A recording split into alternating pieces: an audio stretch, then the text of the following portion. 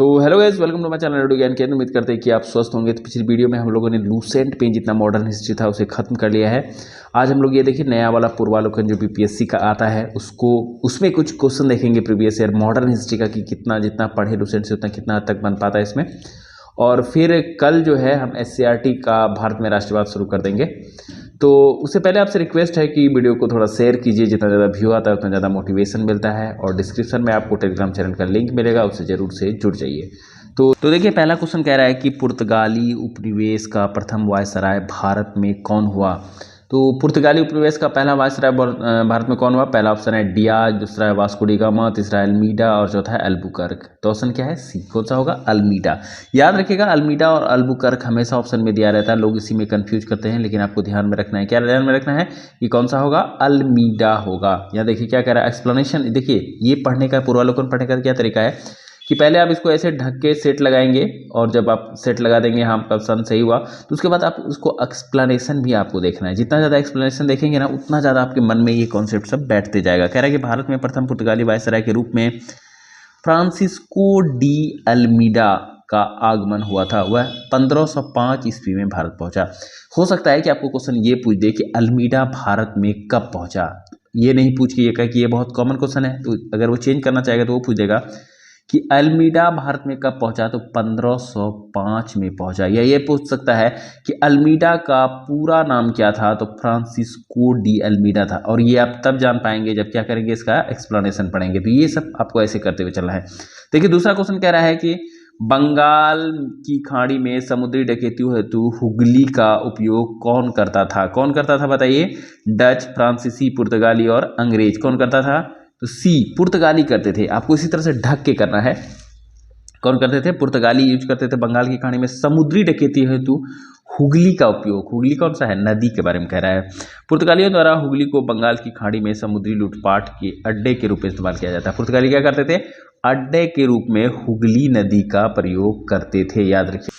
आगे देखिए क्या कह रहा है, निम्नलिखित अंग्रेजों में से किसे जहांगीर ने खान की उपाधि से सम्मानित किया था। तो किसे सम्मानित किया था, हॉकिंस है, सर टॉमस रो है, एडवर्ड टेरी है, या उपयुक्त में से कोई नहीं। तो कौन सा है, हॉकिंस है। कौन सा है, हॉकिंस है। देखिए हॉकिंस ईस्ट इंडिया कंपनी का एक कर्मचारी और व्यापारी था। कौन था ईस्ट इंडिया कंपनी का हॉकिंस, क्या था, एक कर्मचारी और व्यापारी था। वह बादशाह जहांगीर के नाम इंग्लैंड के राजा जेम्स प्रथम का पत्र लेकर 1608 ईस्वी में सूरत पहुंचा। कब पहुंचा, 1608 ईस्वी में सूरत पहुंचा। अप्रैल 1608 में वह आगरा में मुगल सम्राट जहांगीर से भेंट की। मुगल सम्राट से भेंट कब किया, वो 1608 में जहांगीर ने हॉकिंस को 400 का मनसब और फिरंगी खां अथवा इंग्लिश खां की उपाधि दी। 400 का आपको क्वेश्चन ये भी पूछ सकता है कि जहांगीर ने किसे 400 का मनसब दिया। किसे 400 का मनसब दिया, तो हॉकिंस को 400 का मनसब दिया। अगले क्वेश्चन पूछ सकता है कि फिरंगी खां और इंग्लिश खान की उपाधि किसे दी। जहांगीर ने इंग्लिश खां या फिरंगी खां की उपाधि किसे दी, तो हॉकिंस को दी। अगला क्वेश्चन ये पूछ सकता है कि हॉकिंस को फिरंगी खां या इंग्लिश खां की उपाधि किसने दी थी, तो जहांगीर ने दी थी, याद रखिएगा। आगे है भारत में 1916 ईस्वी में अंग्रेजों ने अपनी पहली फैक्ट्री का स्थापित कहाँ किया था। 1916 ईस्वी में अंग्रेजों ने अपना पहला फैक्ट्री का स्थापित कहाँ किया था, गोवा है, बंगाल में हुगली है, आरकोट है या सूरत है। कहाँ पे किया था, तो सूरत में किया था। इसी तरह इसका यहाँ पे पूरा एक्सप्लेनेशन दिया हुआ है, ये आपको अच्छे से। हम लोग 5 नंबर देखेंगे। निम्नलिखित में किस अंग्रेजी अधिकारियों ने पुर्तगालियों को सेलोए के स्थान पर हराया था, सावल्ली के स्थान पर हराया था। किसने हराया था, तो विलियम हॉकिंस ने, थॉमस बेस्ट ने, थॉमस रो ने या जोसिला चाइल्ड ने। तो कौन था, थॉमस बेस्ट ने था जो हराया था। कह रहा है कि किस मुगल शासक के समय सर थॉमस रो भारत आया था। किस मुगल शासक के समय थॉमस रो भारत आया था बताइए। बाबर था, अकबर था, जहांगीर था या शाहजहां था। कौन था, जहांगीर था। जहांगीर था। देखिए इस तरह का क्वेश्चन जो है वो लूसेंट में हम लोग नहीं पढ़े, क्योंकि इसमें मिडिएवल का भी कुछ पार्ट आता है, तो हम लोग मॉडर्न पढ़े थे, इसलिए ये नहीं बन पा रहा। आप ये मत सोचिएगा कि हम लूसेंट क्या पढ़ लिए, इसमें तो कुछ नहीं आ रहा। आगे आगे जैसे जैसे बढ़ेंगे लूसेंट से आपको बहुत हेल्प मिलेगा, इसलिए हम ये और वो दोनों लेके चलते हैं कि कोई भी पॉइंट आपको नहीं छूटेगा एग्जाम में। इससे भी पढ़ा देंगे एक्सप्लेनेशन, उसका भी पढ़ा देंगे, तो लगभग 5 से 6 क्वेश्चन आपका आराम से बन जाएगा। तो देखिए यहाँ पे कह रहा है कि सर थॉमस रो ब्रिटेन के राजा जेम्स प्रथम के दूत के रूप में सितंबर 1915 ईस्वी में सूरत पहुंचा। जनवरी 1916 में वह अजमेर में मुगल शासक जहांगीर के दरबार में उपस्थित हुआ। तो ये एक्सप्लेनेशन पढ़ते हुए चलना है। आगे है, ईस्ट इंडिया कंपनी ने किस वर्ष अपनी पहली फैक्ट्री पटना में स्थापित की। ये काफ़ी इंपॉर्टेंट क्वेश्चन है। किस वर्ष ईस्ट इंडिया कंपनी ने पटना, क्यों पटना, क्योंकि एग्जाम बिहार से रिलेटेड है तो पटना वाला पूछ सकता है। तो ये है कि ईस्ट इंडिया कंपनी ने किस वर्ष अपनी पहली फैक्ट्री पटना में स्थापित की। तो 1601 है, 1632 है, 1674 है, 1651 है। तो याद रखिएगा कब है, 1632। आंसर क्या कह रहा है कि सर्वप्रथम किस मुगल शासक ने ब्रिटिश के विरुद्ध संघर्ष किया था। किसने ब्रिटिश के विरुद्ध संघर्ष किया था? सर्वप्रथम जहांगीर था, औरंगजेब था, शाहजहां था या बहादुर शाह जफर था? कौन था? औरंगजेब था। औरंगजेब वो पहला शासक था, मुगल शासक था, जिसने क्या किया था, ब्रिटिश साम्राज्य के विरुद्ध संघर्ष करना शुरू कर दिया था। देखिए, मुगलों का अंग्रेजों ब्रिटिश से पहली बार संघर्ष 1686 ईस्वी में औरंगजेब के शासनकाल में हुआ। मुगलों का सबसे पहले अंग्रेज से जो ये है संघर्ष है, अंग्रेज से जो लड़ाई है वो कब शुरू हुआ था? 1686 ईस्वी में। और उसमें राजा कौन थे? औरंगजेब थे। याद रखिए, किसका शासनकाल चल रहा था? तो औरंगजेब का शासनकाल चल रहा था। मुगल गवर्नर शाइस्ता खान ने जॉब चारनोक सहित अंग्रेजों को हुगली में खदेड़ दिया था। कहाँ पे खदेड़ दिया था? हुगली में खदेड़ दिया था। देखिए, हम लोग इसमें पूरा क्वेश्चन नहीं करते बैठेंगे, 95 96 वाला सब उतना ज़्यादा इंपॉर्टेंट नहीं है। जो करंट में आया है ना, कम से कम 10 के बाद से देखना शुरू करेंगे, ठीक है। तो ये वाला क्वेश्चन एक आपको दिखा देते हैं, जो कि इस तरह का क्वेश्चन अभी उतना ज़्यादा रिपीट नहीं हो रहा है, क्योंकि ये बहुत पुराना है, 24-25 साल पुराना। उतना करने से आप दिमाग में भी रखना ये भी जरूरी है, इसलिए हम लोग इस तरह का क्वेश्चन नहीं करेंगे, लेटेस्ट वाला पे ज़्यादा फोकस करेंगे। उसके बाद अगर समय बच जाता है तब इधर आएंगे, ठीक है। तो निम्नलिखित में प्रथम कर्नाटक युद्ध का कौन सा तत्कालिक कारण था? कर्नाटक युद्ध का प्रथम तत्कालिक कारण क्या था, ये आपको बताना है। पहले तो यहाँ देखिए, कर्नाटक युद्ध के बारे में पूरा दिया हुआ है। ये पूरा एक्सप्लेनेशन आपको अच्छे से पढ़ना है, तब जाके आप इसका आंसर दे पाइएगा। वैसे यहाँ आंसर क्या दिया हुआ है कि अंग्रेजों द्वारा फ्रांसीसी जहाज़ों का अतिक्रमण। अंग्रेज क्या किए? फ्रांसीसी जहाज़ों का अतिक्रमण कर दिए। यही कारण क्या बन गया? हमारे शोषण का बन गया, प्रथम कर्नाटक युद्ध का कारण बन गया। किस कारण? प्रथम कर्नाटक। देखिए, ये लेटेस्ट क्वेश्चन है, कब आया है? बीपीएससी प्री 2018 में। क्या कह रहा है कि ठगों का उन्मूलन किसके नेतृत्व में हुआ था? याद कीजिए, जब हम आपको पढ़ाए थे ठगों का उन्मूलन, कब पढ़ाए थे? 1830 ईस्वी में पढ़ाए थे। कौन किया था? स्क्लीमैन ने किया था। मिला कि नहीं मिला? ये देखिए, Robert Clive, captain Sleeman, lord Minto, या क्या है, अलेक्जेंडर बर्न्स। किसने किया था? कैप्टन स्क्लीमैन ने किया था, याद रखिएगा। देखिए क्या कह रहा है, निम्न में से कौन से सामाजिक सुधार विलियम बेंटिंग ने प्रारंभ किए थे? कौन सा सामाजिक सुधार जो है वो विलियम बेंटिंग ने शुरू किया था?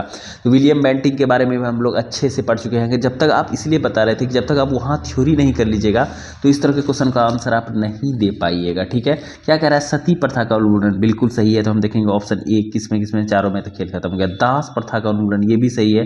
तो 2 इसमें भी है, 2 इसमें नहीं, ये खत्म हो गया, इसमें है, इसमें 3 क्वेश्चन बचा। आगे है, धर्म परिवर्तन के कारण अयोग के प्रावधान को हटाना, ठगों के संगठित गिरोह का दमन। तो चौथा तो है, इतना तो हम समझ गए कि चौथा है, तो ये नहीं हो सकता है मेरा, ये और ये हो सकता है। तीसरा जो है, धर्म परिवर्तन के कारण अयोग्यता के प्रावधान को हटाना। धर्म के बारे में हम जानते हैं कि विलियम बेंटिंग के बारे में कुछ खास जानकारी में नहीं पता है, तो हमारा आंसर क्या हो जाएगा? 1, 2, 3 हो जाएगा। देखिए यहाँ पे एक्सप्लेनेशन भी दिया हुआ है ना कि विलियम बेंटिंग ने 1828 में बंगाल प्रेसिडेंसी का गवर्नर जनरल बना। कब बना? 1828 में बना। 1829 में उन्होंने सती प्रथा को अपराध घोषित कर दिया था। उसका उन्मूलन क्या हम बताए थे आपको? सती प्रथा राजा राममोहन राय की मदद से। याद कीजिए, जब लूसेंट पढ़ा रहे थे। बेंटिंग के काल में ही भारत सरकार का अधिनियम 1833 पारित हुआ था। इसने दास प्रथा के लिए उन्मूलन का प्रावधान किया। विलियम बेंटिंग ने ठगों के गिरोह के विरुद्ध भी अभियान चलाकर उनका दमन करने का प्रयास किया था। आपको बताए थे ये सब सारा इसमें लूसेंट में।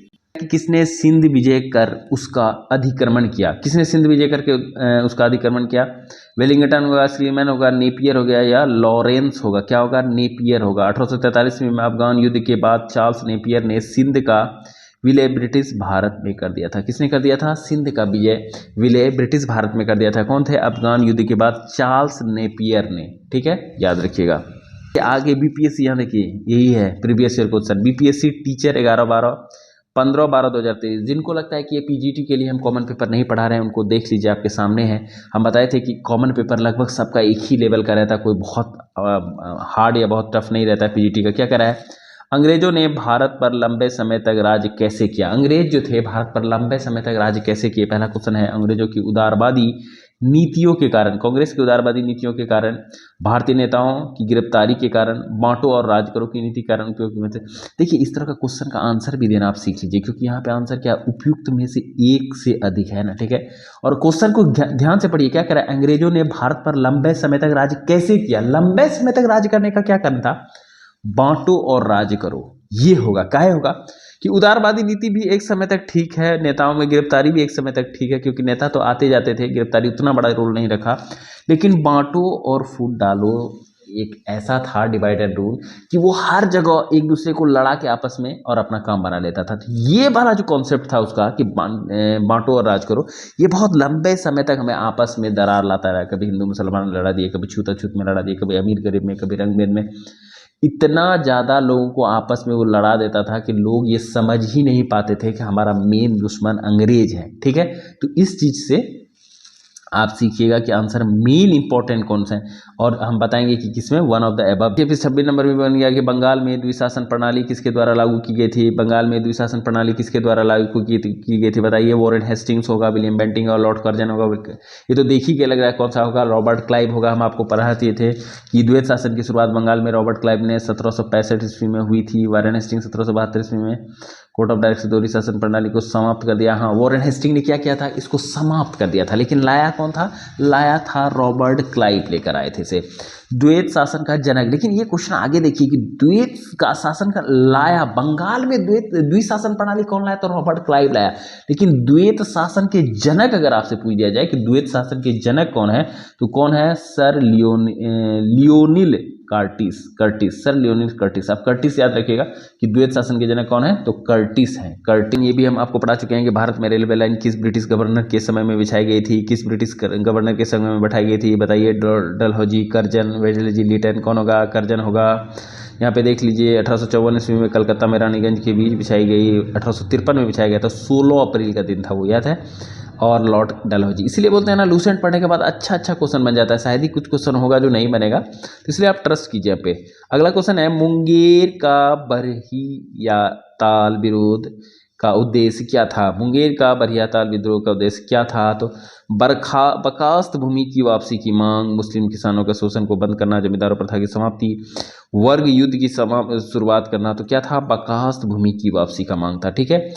बरहिया ताल विरोध याद रखिएगा, किसका था, बर्खास्त भूमि, बरहिया ताल विरोध, बर्खास्त भूमि, बरहिया ताल विरोध, बर्खास्त भूमि, ये सब। 1857 के महान विद्रोह जब हुआ था उस समय भारत के कौन थे गवर्नर जनरल कौन थे उस समय भारत का, तो कैनिंग था। कई बार हम चीख के बताए थे कि कौन था, कैनिंग था। 1857 के विद्रोह के समय भारत के गवर्नर जनरल लॉर्ड कैनिंग था। 1856 से 1858 लॉर्ड कैनिंग ने भारत में कंपनी द्वारा नियुक्त अंतिम गवर्नर जनरल था। ब्रिटिश साम्राज्य के अधीन नियुक्त भारत का पहला वायसराय, भारत का पहला वायसराय भी कैनिंग था, और अंतिम गवर्नर जनरल भी कंपनी द्वारा जो नियुक्त था वो कैनिंग ही था। तो इसलिए हम बोल रहे हैं कि देखिए ध्यान से, सारा क्वेश्चन लूसेंट में ही है। अगला क्वेश्चन है, अंग्रेजी भारतीय सेना में चर्बी वाले कारतूस के चलने वाली एनफील्ड राइफल कब शामिल की गई।